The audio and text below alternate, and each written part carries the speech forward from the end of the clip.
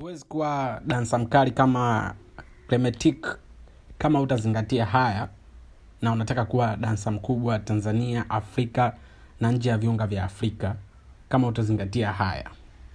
Hapa kuna vitu kadhaa ambavyo nakusogezea ili uwe dansa mkali kama utazingatia, kama dogo Clemetic ambaye anafanya poa mpaka AI yenyewe imempigia saruti, inamtumia na ukiona tunajua huyu dogo ni wa Tanzania, ni Clemetic.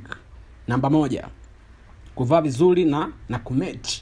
Hakikisha unapendeza, umekaa muonekano ambao umekaa kidensa, yani umekaa muda wote umependeza. Outfit poa, sio kubwa wala ndogo sana, rangi zinazo coordinate vizuri, unajua, sneakers safi au viatu ngozi, unajua, yani uonekane dancer, kofia, miwani ya jua, chain, watch, accessories zinazokaa poa.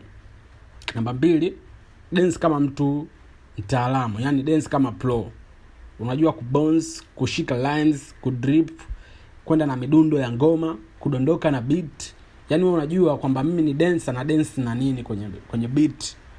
Unajua, yani usidance, wewe unaweza kubreak au kudance kwa style ya bila kukopi au kumwiga mtu yoyote.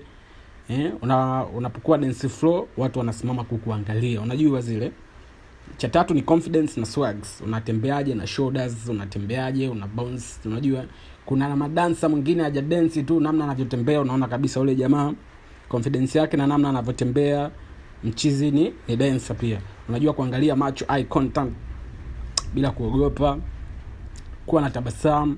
Yani kuwa na tabasamu lako la kidancer. Yani mtu akikuona tu anajua da jamaa ana dance afa na tabasamu. Kuwa fresh kila saa yani. Harufu, yani nukia, nywele safi, chapa dread, weka mavitu fulani fresh, mabling